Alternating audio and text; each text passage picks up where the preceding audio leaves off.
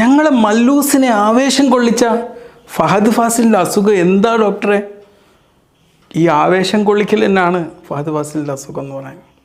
കഴിഞ്ഞ ദിവസം ഒരു മീറ്റിങ്ങിൽ പങ്കെടുത്തപ്പോൾ തോന്നുന്നു ഫഹദ് ഫാസിൽ എനിക്ക് ADHD ഉണ്ട് എന്നൊരു വാക്ക് പറയുകയും അത് നമ്മുടെ മാധ്യമങ്ങളിലൊക്കെ വലിയ ചർച്ചയാവുകയും ചെയ്യേണ്ടായി. Attention deficit hyperactivity disorder എന്ന് പറയാം. ഒരു കാര്യത്തിൽ അങ്ങോട്ട് ശ്രദ്ധ ചെലുത്തി നിർത്താൻ പറ്റാത്തൊരവസ്ഥ. എന്തൊരു കാര്യത്തിൽ ഹൈപ്പർ ആക്റ്റീവ് ആവുക അല്ലെങ്കിൽ ആവേശം കൊള്ളുന്നൊരവസ്ഥ.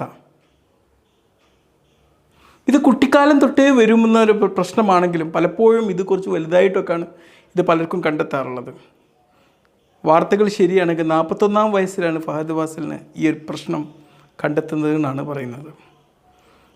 ഇതൊരു മാനസികാരോഗ്യ പ്രശ്നമാണെങ്കിലും ഇതിനെ വെൽ ട്രെയിനിങ്ങിലും വെൽ ട്രീറ്റ്മെൻറ്റിലൂടെയും ഏറ്റവും ആക്റ്റീവായിട്ടുള്ള